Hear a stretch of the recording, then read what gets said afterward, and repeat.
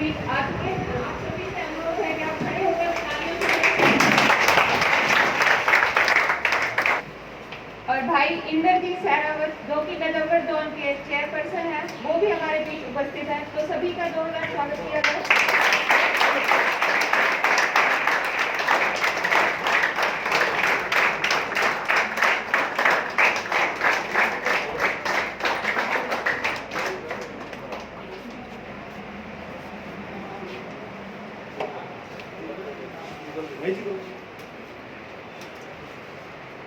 आप सभी बैठ जाएं, अपना अपना स्थान लें।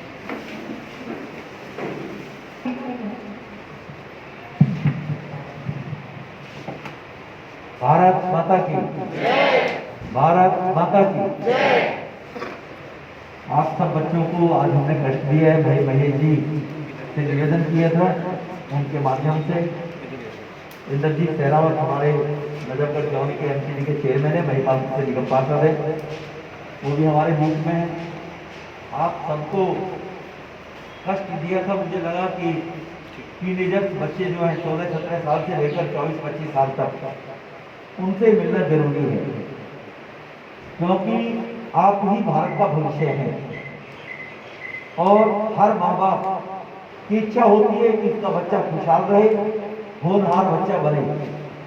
ये कोरोना वायरस जैसी बीमारी जो दुनिया में महामारी फैली है, ये बीमारी, इसका कोई दुनिया में इलाज नहीं है, इसकी कोई दवाई वैक्सीन कुछ बना नहीं है। इसका इलाज केवल हम खुद ही कर सकते हैं, डॉक्टरों के पास इसका इलाज नहीं है।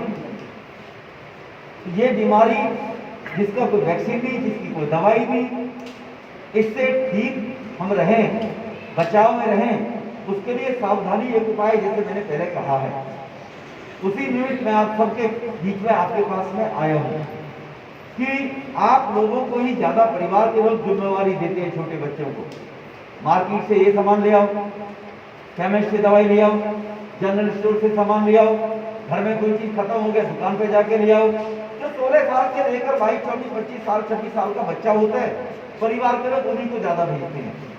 और ये एज ऐसी है कि ये भला बुरा, अच्छा बुरा, मेरा क्या हित है क्या अहित है, इसके बारे में ये एज कम चिंतित रहते हैं। इस एज के लोग बच्चे, उनको इतना ज्ञान नहीं होता है कि हमारे किसी जरा सी लापरवाही का कितना भयंकर परिणाम हो सकता है, वो कम जानकारी होती है इस एज के बच्चों को। इसलिए उन एज के बच्चों से मिलना अनिवार्य है और मिलने के बाद उनसे रिक्वेस्ट, निवेदन करना भी अनिवार्य है। दूसरा, आप लोगों के माध्यम से हम अपने परिवार, अपने रिश्तेदार सबको भी स्वस्थ रख सकते हैं। आप जितने बच्चे हैं, मैं आपसे रिक्वेस्ट केवल करने के लिए आया हूं कि आप एक संकल्प लेकर यहाँ से जाएंगे। आज संकल्प आपका होगा कि आप लोग अपने जो हमारे नियरेस्ट एंड डियरेस्ट रिश्तेदार हैं, हम सबको कांटेक्ट करेंगे। हमारी बुआ का घर, हमारे मामा का घर, हमारी मौसी का घर, हमारे भाई की या चाचा की ससुराल, हमारी बहन की ससुराल, हमारे पिताजी का मित्र, हमारे बड़े भाई का मित्र, इस प्रकार की जो फैमिली है, उन फैमिलियों को हम सब लोग अवश्य फोन करेंगे।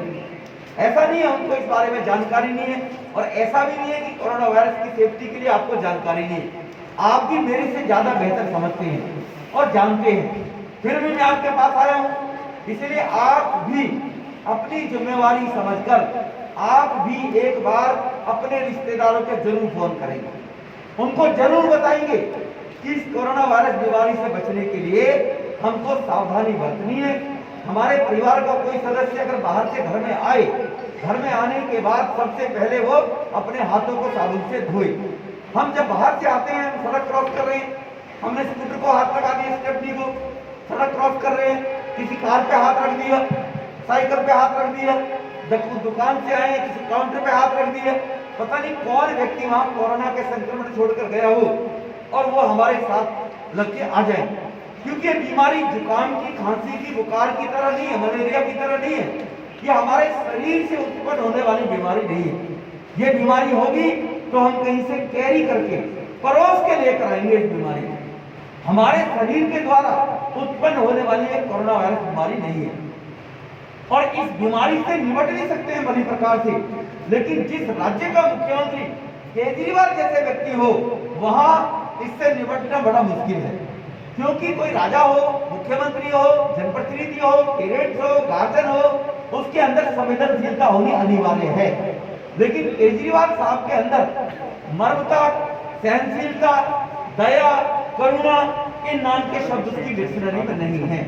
और उसका सबसे बड़ा उदाहरण है, आप बच्चों को जानकारी नहीं होगी, लेकिन आप परिवार में पूछोगे तो आपको जानकारी मिल जाएगी कि जब ये व्यक्ति धरना प्रदर्शन करके सत्ता की लोलुपता के कारण सत्ता की तरफ आया था, सबको भ्रष्ट बताता था, सबको चोर बताता था, तब इससे पूछे पत्रकार ने कि आप दिल्ली में कैसे चुनाव जीतेंगे, अगर आपकी सीटें कम आ गई तो क्या कांग्रेस के साथ मिलोगे?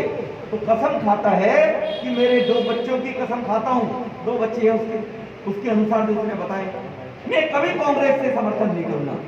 लेकिन वही व्यक्ति सत्ता प्राप्त करने के लिए शीला जी से कैसे गिड़गिड़ा रहा था इस चुनाव में, शीला जी गठबंधन कर लो, गठबंधन कर लो।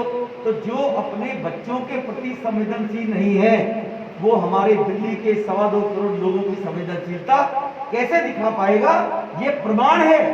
और अगर कोई चीज प्रमाणिकता के साथ में सामने हो जाए, हम उसके ऊपर फिर भरोसा करें, तो हमको हमारे लिए इससे बड़ा दुर्भाग्य नहीं हो सकता है। 7 तारीख को वो व्यक्ति कहता था कि मेरे पास दिल्ली के अंदर 8,000 बेड मैंने तैयार करा दी। 7 तारीख को कहा उसने बात, 7 अप्रैल यूट्यूब पे जाके देख सकते हैं। उसके बाद 8 अप्रैल को उसने दिल्ली के सभी सांसदों से वीडियो कॉन्फ्रेंसिंग में बात की। मैंने भी बात की, मैंने सुझाव दिया कि आप एक काम करिए, दिल्ली के जो स्टेडियम है दिल्ली सरकार के, उनमें 5-5 हजार बेड तैयार करवा दीजिए अभी से, क्योंकि वरना अमेरिका की तरह हमें पछताना पड़ेगा। महामारी है, हम कभी पैदा नहीं हुए थे, 100 साल पहले महामारी आई थी, तब बुजुर्ग बताया करते थे कि उस महामारी के लिए कहीं को जगह नहीं मिली थी। तो इसीलिए आप लोग 20,000 बेड कम से कम दिल्ली में तैयार करवा दीजिए। इस कान से सुना उसने, इससे निकाल दिया। एक दिन 2.5 महीने में न वो ना उसके मंत्री घर से बाहर निकले, अस्पतालों की जांच, अस्पतालों में कैसी व्यवस्था है, खाना कैसा बन रहा है, कैसा दिया जाना है, क्या होगा लोगों का, एक दिन नहीं निकला 2.5 महीने के अंदर वो केजरीवाल। तो उसकी मैं मर्मता को बता रहा हूँ, संवेदनहीनता को बता रहा हूँ, उसके ऊपर भरोसा नहीं कर सकते हम लोग। उसके बाद 8 तारीख को वीडियो कॉन्फ्रेंसिंग में हमारे कहने के बाद उन्होंने बेडों की तैयारी नहीं कराई, लेकिन फिर 20 मई को उसके बाद फिर स्टेटमेंट आई उसकी 27-28 अप्रैल को कि मैंने 30,000 बेडों की व्यवस्था दिल्ली में कर दी है, दिल्ली के लोगों को घबराने की आवश्यकता नहीं। ये उसके शब्द है 30,000 बेड के। फिर 20 मई को हाई कोर्ट में किसी ने पिटीशन लगा दी कि आप कोरोना वायरस के पेशेंट का इलाज नहीं कर पा रहे हैं, आप बताइए अभी तक क्या तैयारी है दिल्ली सरकार की। तो तैयारी में इनका जो वकील है, सरकारी वकील, जिसने एफिडेविट दिया चीफ सेक्रेटरी के केजरीवाल के बिहाफ पे, कहा हमारे पास केवल 3800 बेड हैं। ये 20 मई का है हाई कोर्ट की एफिडेविट में कि 2500 बेड हमारे पास सरकारी अस्पतालों में और 1200-1300 के लगभग प्राइवेट अस्पतालों में। ये उनका बयान आ गया। इस बयान के बाद 4-5 जून को वो कहता है कि हमारे पास 10,000 बेड तैयार। तो वो व्यक्ति अभी तक ये नहीं बता पाया। अभी स्ट्रिंग आ रहा है आज तक के ऊपर, एबीपी न्यूज के ऊपर कई चैनल स्ट्रीम कर रहे हैं, कोई अस्पताल लोगों को एडमिट करने को तैयार नहीं है। अस्पतालों से उल्टा सीधा पैसा खा रखा है, सिवाय भ्रष्टाचार के कुछ किया नहीं है। तो इस बीमारी का इलाज हम खुद है कि हमने सावधानी बरतनी चाहिए। हमें अपने रिश्तेदार, अपने नियरेस्ट सब लोगों को इसकी बीमारी की घातक कैसी बीमारी है उससे सावधान रहना है।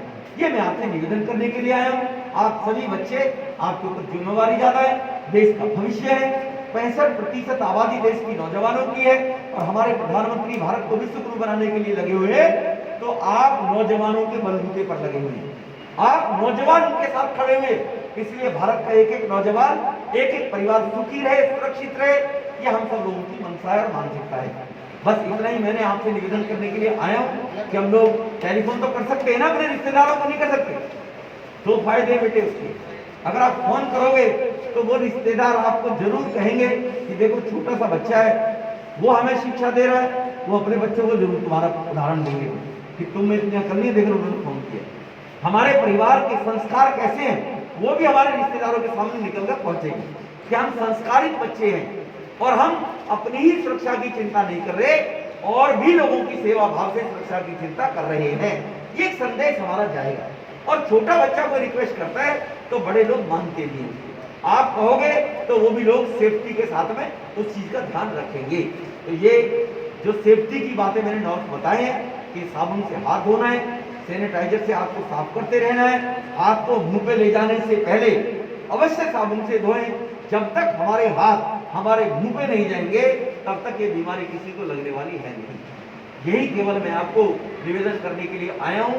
मैं पुनः भाई महेश जी का, महेश के सहयोगी बंधुओं का, भाई इंद्रजीत का आभार व्यक्त करता हूँ कि आप सब छोटे छोटे बच्चों को आप लोगों ने यहाँ पर बुलाया, और धन्यवाद करता हूँ मैं आप सबका भी और आपके माँ बाप, पिताजी, माँ का भी, कि जिन्होंने इतना विश्वास करते हुए आप सबको इस भयंकर बीमारी में भी सोशल डिस्टेंसिंग की वह चिंता होगी नहीं होगी, माँ बाप ने इस प्रकार का भरोसा करते हुए आपको भेजा है।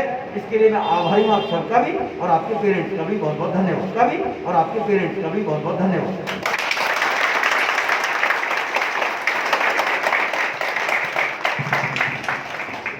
एक लाइन से हाँ भैया सर, बाकी सब बैठे रहेंगे, एक लाइन से चलेंगे। आपको निकाल दो मास्क, इधर चलते रहो, इधर निकल ऐसे नीचे दिखता है। और बेटा आगे आते रहो, एक एक करके थोड़ा डिस्टेंस बना के।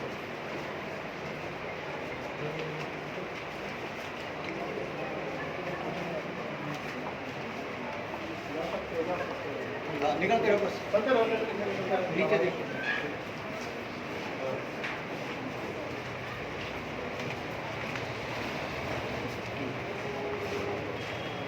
एक दो बच्चों को भेज आप वो अरे आप आवाज किधर से आ रहे हो? अरे ले ले ले वीडियो तो आते रहो बेटा, एक एक करके। इधर से आप उधर से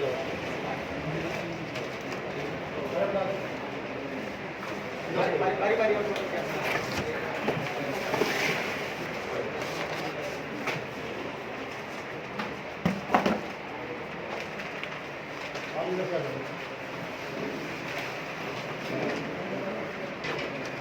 इस रो से आ जाओ, आते रहो, चलते रहो, कैसे आओ, चलते अरे बाबू हो गई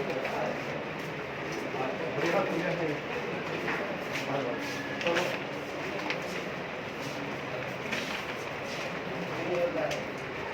चलते रहो, चलते रहो।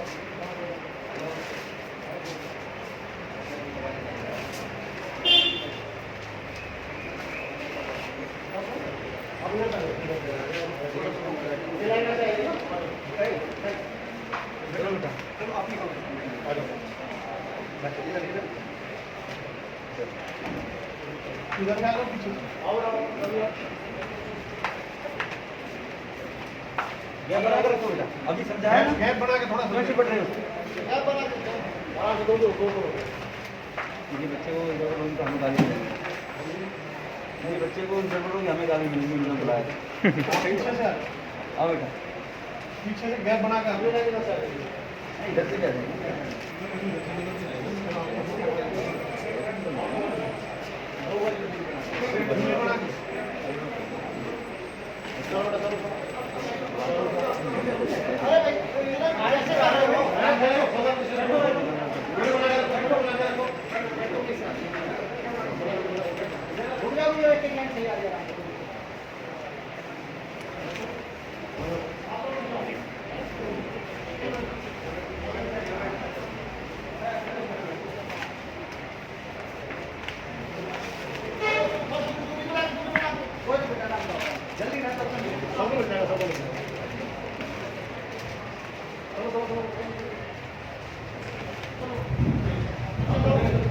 अरे रुको भैया, रहने दो भाई, अपना आप आ जाएंगे बच्चे, आप उनको जबरदस्ती इकट्ठा कर दीजिए और किसी बच्चे को कोई गड़बड़ होगी बच्चे दो।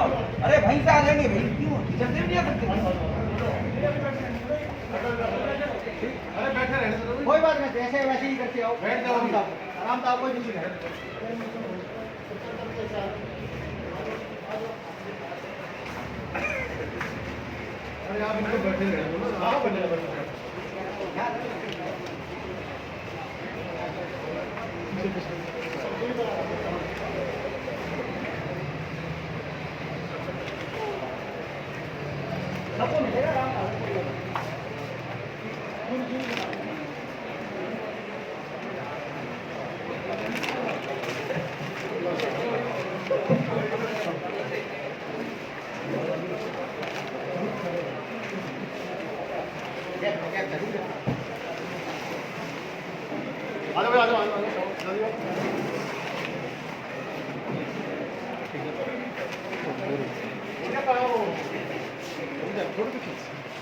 सात्विक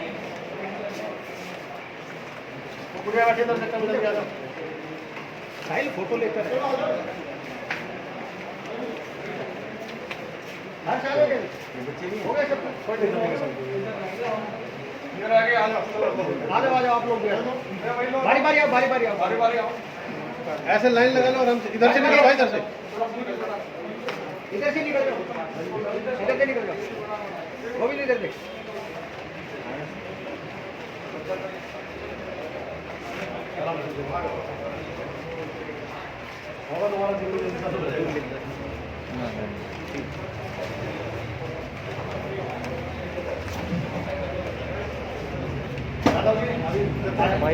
बच्चों को तो पहले एक मिनट आओ बेटा आप लोग आओ एक एक करके आओ बारी बारी से आ जाओ जल्दी आ जाओ आओ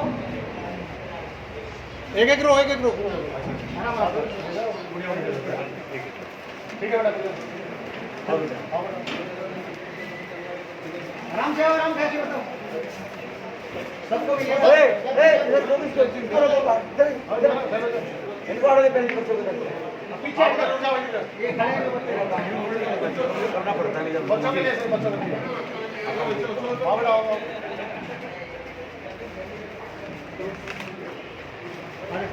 इनको आना था पहले करके बच्चों बड़े पेशेंट से मैंने पहली बार देखा है बड़े तसल्ली से खड़े हैं हाँ तसल्ली से खड़े हैं उनको पहले डर लग रहा है कोई उन्हें मारा मारी नहीं थी किसी प्रकार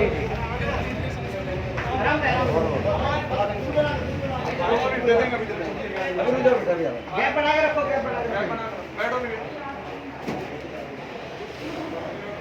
डन